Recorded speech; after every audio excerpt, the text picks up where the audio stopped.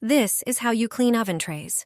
If your trays are heavily burned, this trick will definitely help. For a quick and easy clean, grab some aluminum foil, tear off a piece and crumple it into a ball. Next, take a lemon and squeeze the juice directly onto the tray. Lemon juice has a whitening effect and helps dissolve grease. Then, sprinkle baking soda over the surface.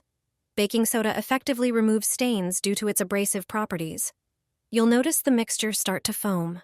Now, gently scrub the surface using the aluminum foil ball. It will help lift off burned food residues. Finally, wipe everything down with a paper towel, and you're done. Your oven tray will shine and look like new.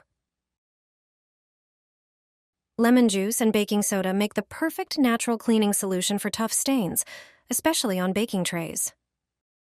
This mixture not only removes burnt-on grime, but also neutralizes unpleasant odors.